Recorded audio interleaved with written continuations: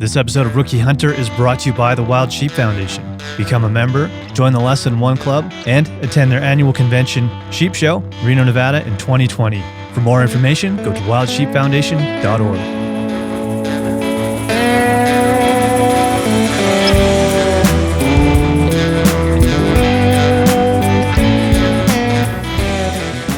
Hey guys, welcome to episode 114 of Rookie Hunter.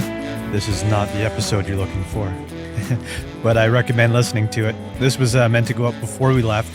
I had brought the audio files with me, but internet was just way too slow up north, and I could not upload this thing. So I figured I might as well redo the intro here and explain what happened, but that is what happened. This will be an interesting one for you to listen to. This is all of our last minute preparations, and you're going to hear a bit of a plot twist in the episode that comes out this Thursday, which is part 1 of our 2019 sheep hunt. So don't skip this one, listen to it. Lots of last minute thoughts and preparations. I think you guys will enjoy it. Don't forget that this sheep hunt was made possible by the Wild Sheep Foundation. Please become a member. Go to wildsheepfoundation.org. Make sure you get yourself in the Lesson 1 Club while you're there. Sitka gear is a huge part of this adventure as well. I'm just going to tell you to go to our website and have a look at all of our stuff there. Go to theRookieHunter.com, click on the gear tab. There's one for me and one for Kelly. All of our stuff is there. I will go over the system that I used for this hunt. I'll put that up on Instagram and let you know how it all worked out for me. Also, go to NorthArmKnives.com, our longtime knife sponsor and blade provider. NorthArmKnives.com. Go get something for yourself. It is hunting season, so if you don't have something in your pack, you better do that now. Well, let's get into this episode. Sit back, relax, crack a nice cold beer, and enjoy episode 114 with me and Kelly.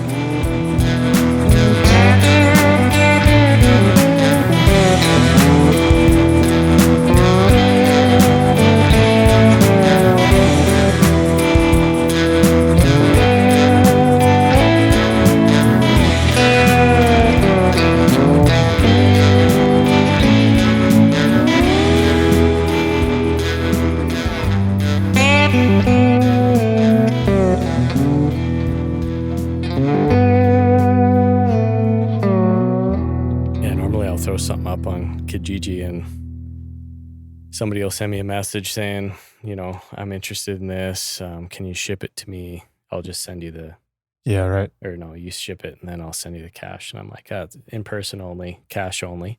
And then they don't respond, right? It just ends the conversation. But this last one I thought was hilarious because the guy's like, you know, I'd like to do it this way. I'm not in town. I said, well, you know, I'm not interested in shipping a 100-pound guitar amp. So it's in person, cash only. And then he kind of like, he's like, well, is this a, you know, is it a payment thing or just a logistics thing? I'm like, well, mainly a logistics thing, but because of the logistics, I'm hoping to do a cash as well because you're going to have to pick it up. And he comes back and he's like, is this a trust issue? So I just responded back, yes. Like, I don't know who you are. It is a trust issue. Totally. Anyway, so not aware that people get scammed every day on Kijiji. Yeah. In that situation, I'm definitely starting from a no trust situation. Like, yeah. I do not know you. There's no win for me to just trust you. No.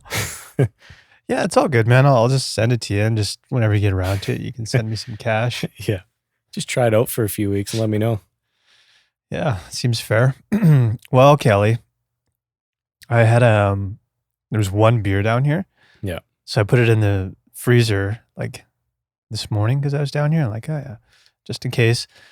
But when I went to open it, it was like half frozen, so it started to foam out all over the place and shit. Yeah. So if you want a sip of this, I've got like half of a cup of beer here. So it didn't work out too well, but yeah. No, I can go without a beer. You all right? Yeah. Okay. How many days we got? What do we got? 9 days, I think. 9 days. Well, technically we fly out on the 19th, right? Or 19th. Because we were going to go up on the 18th and then fly out that next morning, right? So technically it's 11 days to take off, but it's 9 days till we leave. Till we're out of here, yeah. Yeah. So that is creeping up fast. Yeah. a little too fast, if you ask me. Yeah. I mean, at this point, it doesn't matter, right? I mean, the shape you're in today is what is going to be on the mountain. It's more so, getting everything done that Yeah. needs to be done here before I go. It's nonstop. So Yeah. it'll be That's nice true. I to actually get have out to of go to here. Vancouver for Monday to Wednesday Oh, next do ya? week too. Yikes. Yep. Yeah. But Which it is what it is. once we're out of here, we're out of here, though. Yeah, exactly. I just have a little more to do this weekend in terms of losing those few days next week. Right. But yeah, I just thought it was interesting. We really started a discussion, like you and I and Garrett, about how do we reduce our weights. Yeah, well, it was, I was talking to Jesse. I met him the other day, and he's like, I need to have a look at your guys' packs, because it was something we had talked about a while back. He said, well, what weight are you at? So I sent him your list, because you've got everything on, was it Lighter Pack or whatever that was Lighter called? Pack. And he's website. like, holy shit, that's pretty heavy. Yeah. He's gone in for 10 days at like 45 pounds or something like that. Okay. And you're at about 68. 68 pounds. Yeah. So that's including a big difference. Plus your rifle. Where does that include your rifle? Yeah, so that's always the thing too, is when people throw around weights, it's hard to, like, does that include water? Or does it include your rifle? Does it include what you're wearing? I think that for him, that was everything. Okay. Because, mine was 68 pounds, including, maybe that didn't include my rifle. That didn't. No. It included water, 6 liters of water. So that's like 7 pounds, 6 pounds. And then it included all the food for 12 days, not just 10. Mm-hmm. But yeah, a rifle on top of that is another 8 to 10, 8 pounds anyway. And then we started, Jesse recommended that we don't take 2 spotters in, that we take 1 spotter. And that seems to make a lot of sense, because the spotter is 4 pounds. To me. Yeah, I wasn't going to bring one, that's for sure. You and Garrett were both going to bring one, which there's obvious benefits to that, but really you only need 1. Yeah. Having 2 guys on binos looking for critters is pretty good. And then, once you find them, it's getting in there with the spotter and trying to find out if something's legal. So, yeah, between my tripod and my spotter, I can save 6 pounds. Yeah, that's quite a bit. I don't take that. It's a part of it's like, you want to take the stuff because you have it and you like to use it and it's your gear. Yeah. But you kind of have to get over that, because I think this is more of a game of necessities. And the more mobile you are, the better chances you have. Like, you could argue that in certain situations, 2 spotters looking 2 different ways is going to help your situation. Mm-hmm. I would say more generally that just being able to move further and better is probably a bigger advantage. Yeah, I think so. I think what ultimately happens is we end up shifting some pieces around all of our packs to kind of, like, it's not like one guy's going to empty out half his pack and yeah. Well, yeah. But when you talk about getting rid of your spotter and stuff, that made me happy, because that means I can lighten my bag up, because I was just prepared to carry the whole shelter. But guess what? Yeah. You're getting some poles and some pegs. Pulls and pegs. Merry Christmas, Kel. Yeah. Yeah. So it by lightening 1 pack, we create room in other packs, because we can spread things around a bit more, which is good. Yeah. And I think there's other opportunities too. Yeah. We're looking at game bags and well, I've got those stupid well, they're nice. The what do they call those ones? The like antibacterial bags. Yeah, I've only seen them once. The ones you had. There's 4 of them in there. So I'm like, these will probably be good, because especially if we get something early on, maybe we'd use those bags first. So just keep the bugs off them, keep them from spoiling, and like it'll just kind of help prolong the life of the meat if we're out there. Mm-hmm. But they're fucking heavy is the problem. And they're like wet, right? Yeah. Like, that's the part I don't understand, is the moisture is antibacterial, but it almost seems like it doesn't allow the meat to kind of get that even in a bag, sometimes it gets that rind, like it gets crispy. But it's like a cheesecloth type material. So once you pull it out and stretch it over there's still going to be airflow to the meat in that. So So I don't know what they use, if there's like a citrus component to that, which a lot of guys will actually bring in citrus powder and spray that on the meat to keep bugs from going on there, and it doesn't really affect the meat anyways, because you're cutting all that outer shit off anyways. So Yeah. and it's just food grade citrus. So Hmm.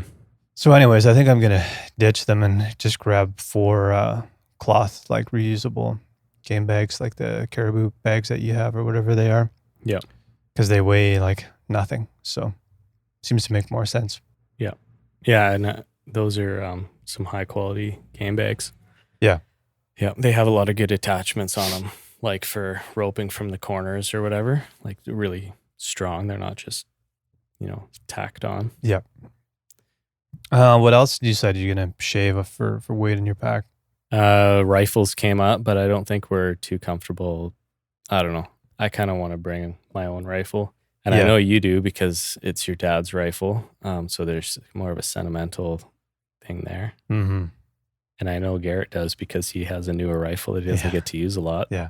I mean, that's where the necessity versus kind of what you want to do comes in. But I Yeah. also think I feel like there's a safety component involved. But I know for folks that go out and do this all the time, maybe they're willing to leave a couple Yeah. guns back. But I'm feeling like, if something walks around the corner, let's pull all guns out and shoot.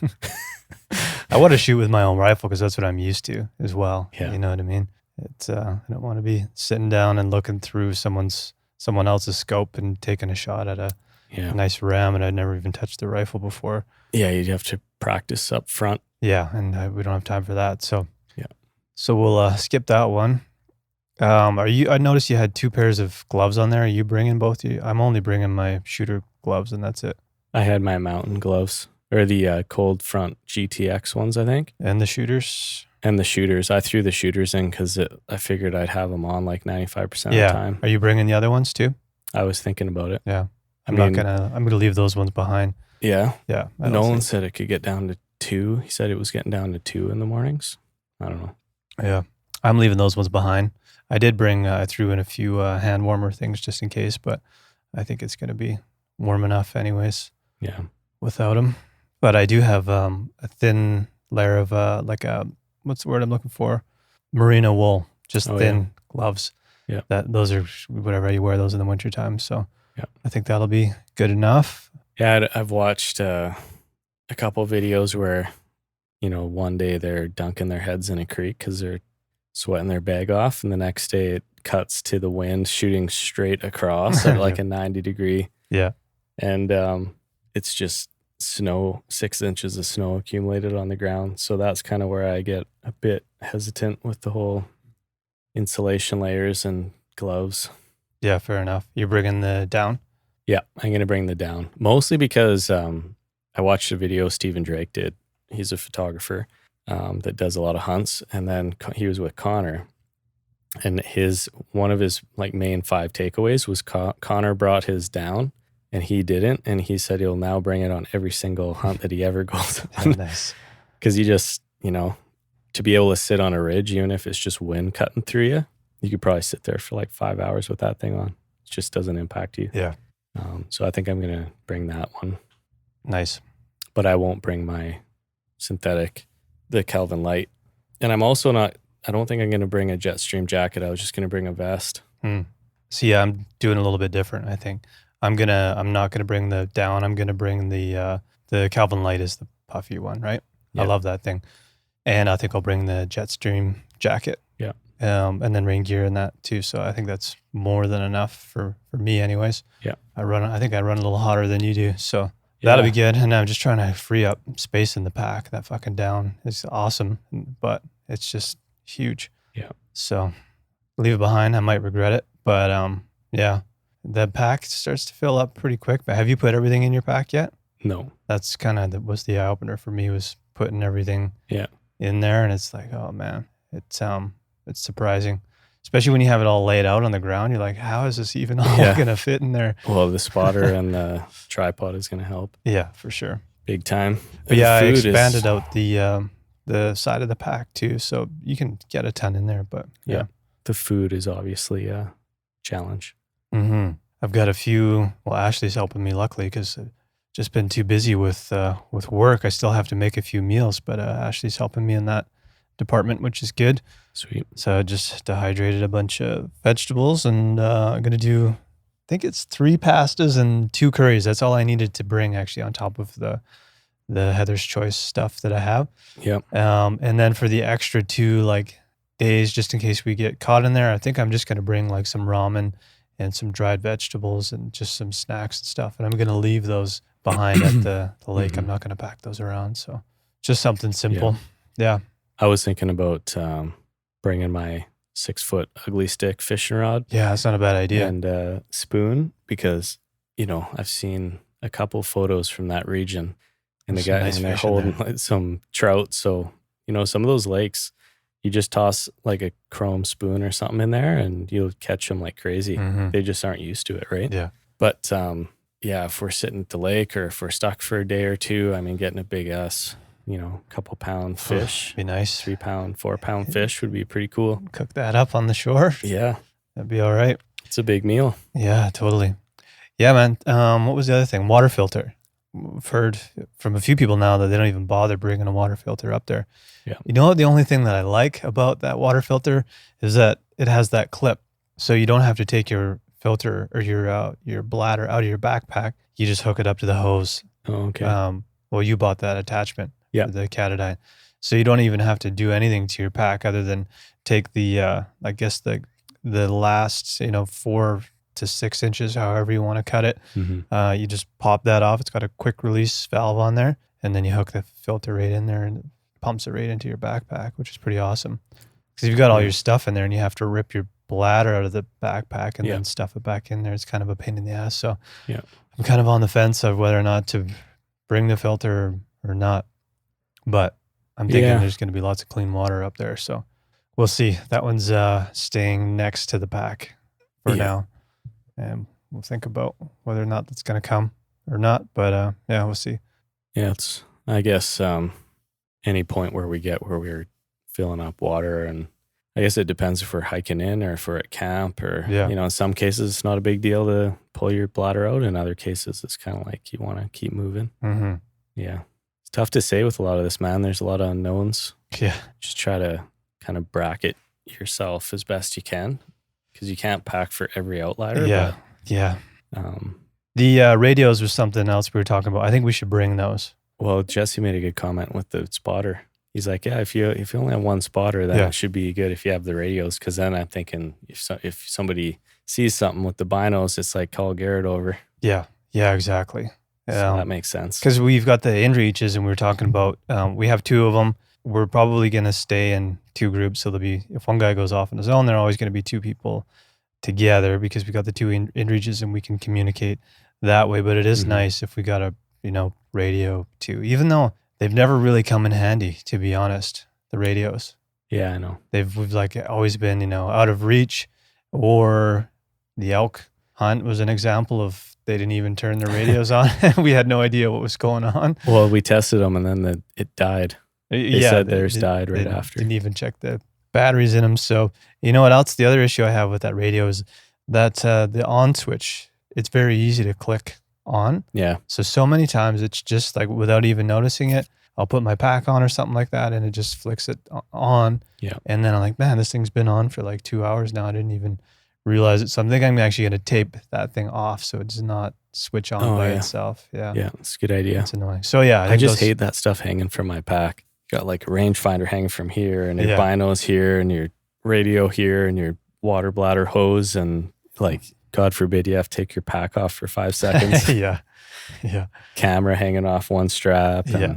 Oh Yeah. man. But yeah, man, I think we've shaved off a decent amount of weight anyways. So Yeah. I don't know if we can do much more than what we've done, but we'll keep looking at it. And I'm going to pull everything. Everything's still in my pack right now because I've been going out with it, with everything I'm bringing, just to see what it feels like. And it feels okay. It feels heavy, but it feels fine.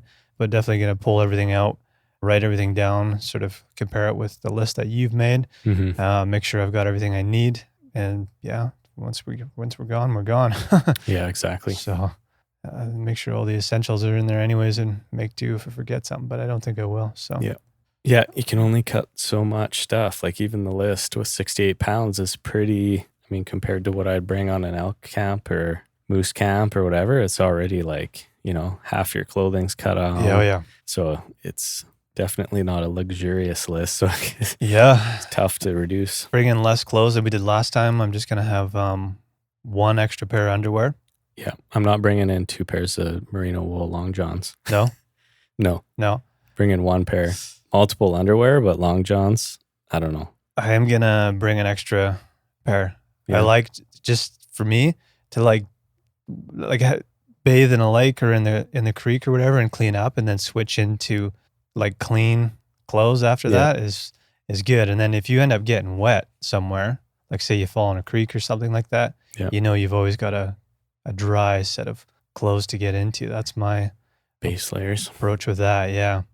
And then you can wash them, hang them. Yeah. Good enough. That's what we're doing. That's what I was doing up when we were up north last time. So yeah, I don't think I'm going to, I could get by without it, but yeah, I just like the opportunity to put some fresh base layer on, because you're sweating like a pig out there the whole time. So definitely 2 pairs of underwear and 2 pairs of socks. Yeah. But yeah, can't remember if I took 2 pair last year or the year before. I'll think about that one. Yeah. But yeah, I don't know. It's summer too, right? So you might be able to like go a period without. That's true. Without a set if you had to dry them or something like that. But yeah. So many variables for an August hunt, man. It's crazy. Yeah, I know. Yeah. It's unpredictable. Very much so. But yeah, man, I think that's pretty much all we can do for now. Anyways. Yeah, that's all we can do. I'm going to throw everything in my pack and just make sure it fits. Yeah. Because that puffy, you can get it compressed down pretty good, but just want to make sure I have everything in the right order. I do like the fact that I can now open the bottom of the pack, get in from both sides. Yeah. My old pack didn't have that. So yeah, it's just stressful. If you don't set the bottom up perfectly, then you're kind of hoop later. Yeah, for sure. I like the flexibility. I've got the tent is in the bottom of my pack, and then I've got all my sleep system on top of that. So once we find a spot to set up, just yank it right out of there and then get to work on it.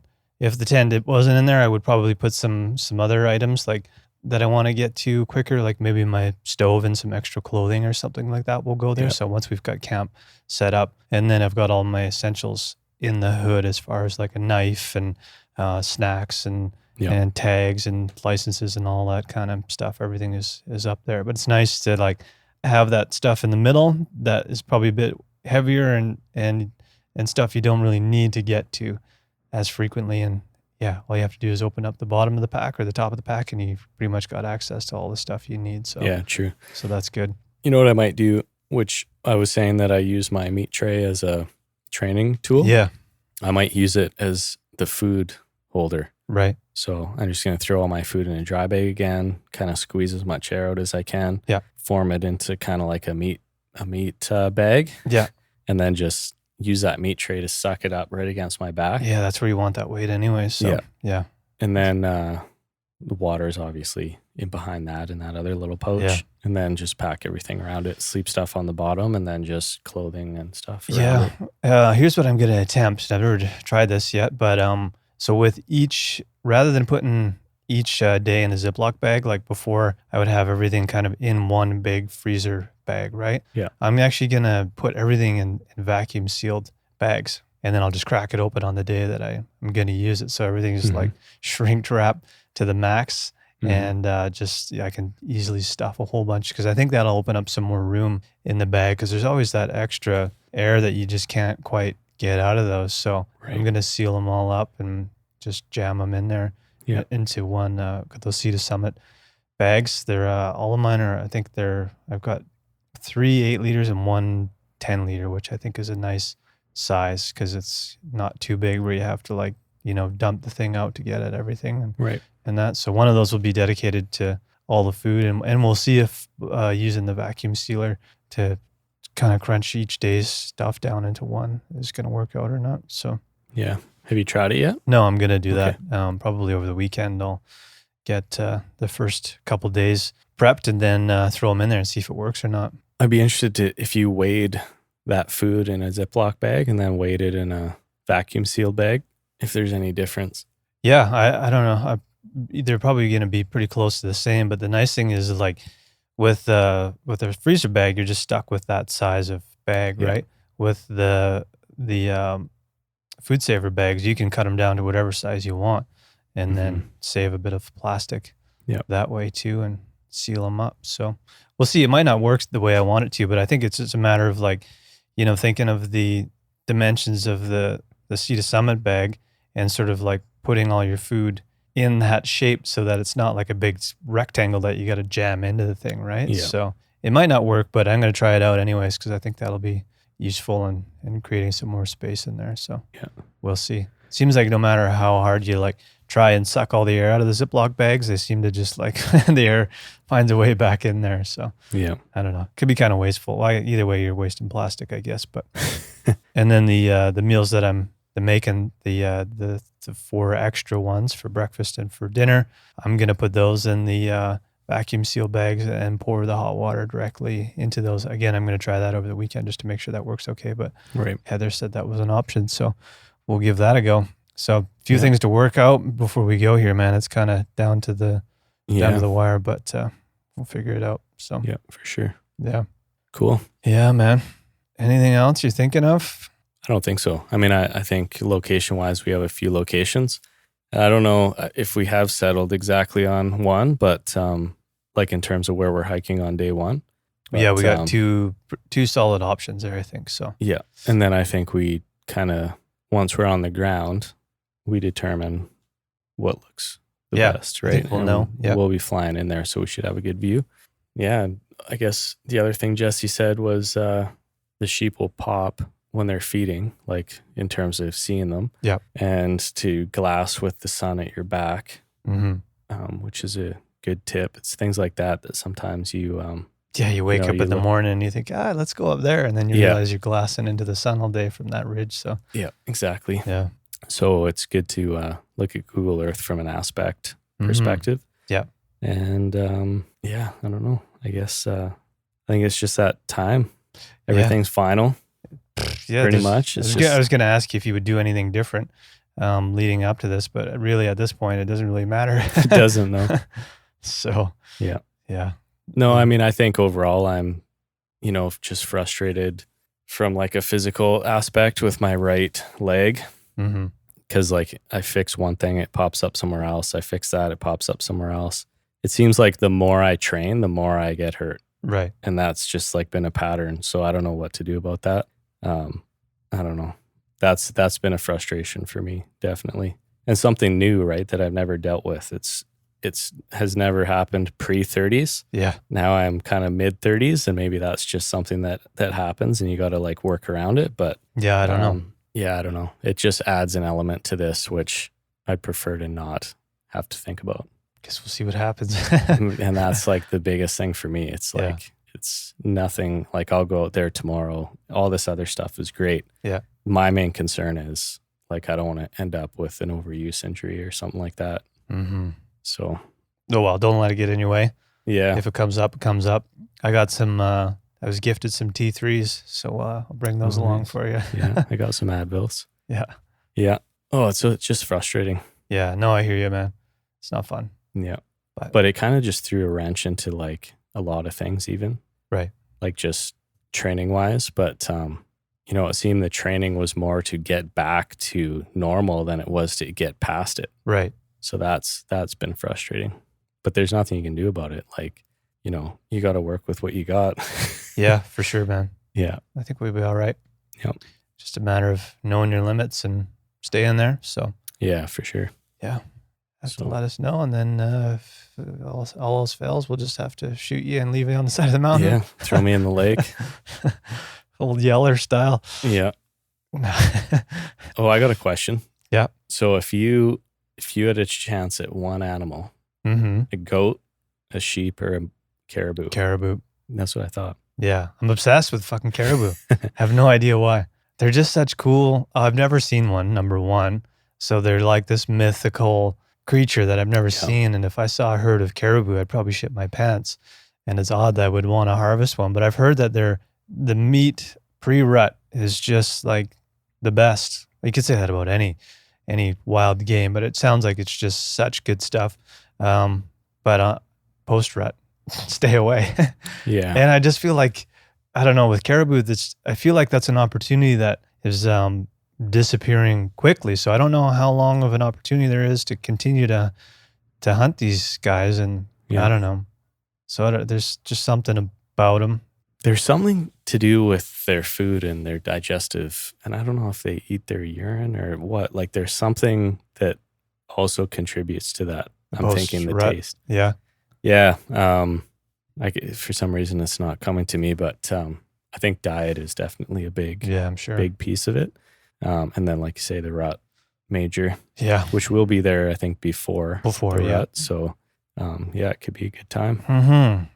But anyways, we'll see. Obviously, sheep is up there, but here's the other thing with sheep. Part of me kind of wants to prolong this adventure of chasing sheep. I almost don't want that to be over, you know what I mean? Yeah. Whereas with caribou, I feel like that's a limited opportunity, perhaps. Yeah. And sheep, I just want to keep going back to sheep country to chase this dream of getting one. Yeah. And so it's like you kind of just don't want it to be over before it's even really started, you know what I mean? Yeah. And then goat is sort of like, I would love to get a goat, and they're beautiful critters too. So yeah. So yeah. How about you? I agree on the goat front, 100%. Yeah. I kind of tend to lean more to the sheep side. Yeah. But yeah, there's definitely the aspect too of like, it shouldn't be I went up once. One I and got a done. sheep, Yeah. right? Yeah. Fortunately, and not to be, I'm not coming at this from an under the line perspective, but I don't think we're going to have to worry too much about this journey being a long one. Yeah.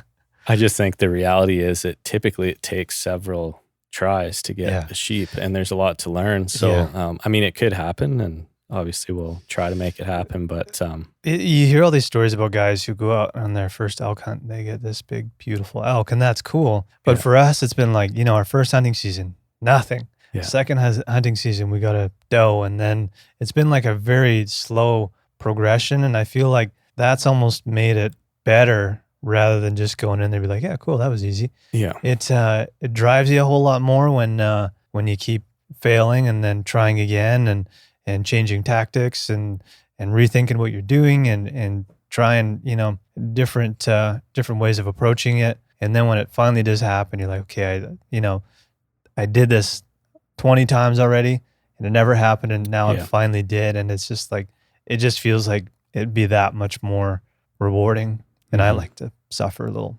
more than you do, I think. But it's not even the suffering. It's just like, it's more of a celebratory moment when you've tried so hard to do something. And if you think of a guy like Jeff Lander, who's going up for, I can't remember, this is his 8th attempt maybe to go up there and get with a longbow.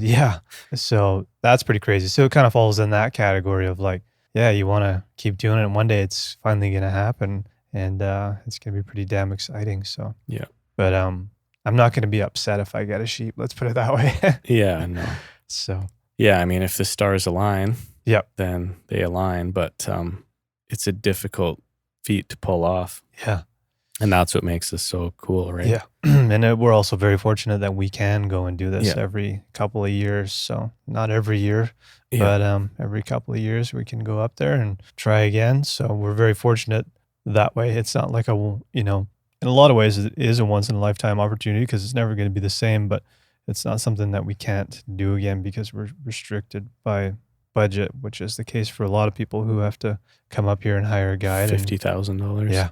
So if that was the case, I would probably do that once in my life, and that would be it. So so we're spoiled is what I'm getting at. Mm-hmm. But the first, 5 days is sheep is the only thing open. Is there anything else open? Caribou opens. Oh, caribou opens at the same time? Which I'm personally happy about. I'd rather have one thing open and focus on that for 5 days. Yep. And then, if we see things in the meantime, then we make mental notes of it. Yeah, absolutely. Sort of be scouting other opportunities. And if, if we're not finding any legal rams, then we know, hey, there's some goats back in that valley. Maybe we should go and, switch things up for a day or whatever. So that'll be cool. But, yeah, man, I just can't wait to get that plane to touch down in the lake and drop us off. It's going to be pretty wild. Yeah, crazy. Yeah. I'm thinking the next podcast is probably going to be from a hotel in Smithers because I have nothing else to talk about before we go, to be completely honest. Yep. It's just too busy with everything else. The Smithers Fairmont. Yeah. They really classed or whatever it up. they have there. Yeah. So that'll be the first day trip, and then we'll take off from there the next day. And then the podcast after that probably won't be till September. Yeah. And then we'll have, I guess, a few based on in the field. We'll have a few, yeah, for sure. Which will be super interesting, I'm sure. Mm-hmm. For us too. Yeah. To listen back on those. I still like listening back to some of these, like, the elk hunt when we got the elk, and listening to the mule deer in the field. And then, 3 episodes later, we get a mule deer in that spot. It's kind of interesting to listen back and see what were we thinking. Actually, we were on the right track there. Yeah. Surprisingly. Yeah. Yeah. I got to go back and check some of those out because, it is kind of fun. And that's the whole reason why we started this in the first place, was just to like archive this stuff for our own use, really. So as much as I hate hearing my own voice, it is fun to listen back to those and kind of relive those moments. Yeah. I know there's a couple before I got that 4-point where I was thrashing through bush and I had just blown an opportunity and I was frustrated. And then the next podcast after that was that buck was down. So it's pretty wild to capture that range of emotions. Yeah. And it's pretty wild. Yeah. Yeah. So anyways, man, next Saturday, Garrett will be picking us up and we're out of here. Yeah. On the road. On the road. Cool, buddy. Anything Sweet. else you wanted to add before we? No, I don't think so. I mean, I think we'll have a little more to talk about in Smithers with Garrett. We'll get his thoughts on all this. Yeah. And his before we jump in the plane, all those thoughts. Mm-hmm. I'll bring my camera, obviously, so we'll have lots of content for all the folks that are going to be listening and following us along. Yeah. So that'll be cool too. We'll do some stories on the way up there. You guys can follow along that way too. If you're on Instagram, you can give us a follow and we'll put some stupid stories up on the way there, I'm sure. Yeah, definitely. Keep you entertained. But anyways, I guess we'll see you guys at Smithers next week. Cheers. Cheers.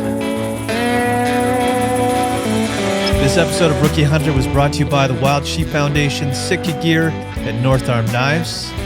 As always, it is hosted by Kelly Mullner and myself, Mike Peterson. It is recorded, edited, and produced at Mountain Stream Audio Productions in beautiful Kelowna, British Columbia. Original music written by the one and only Kelly Mullner with help from Graham Ord, Darcy Booth, and Chip Sleedermean. If you want to help us out, there's one thing you can do. You can go to iTunes or wherever you get your podcast from and leave us a 5-star rating and a review. And don't forget to subscribe. For more on the show, head over to our website, therookiehunter.com.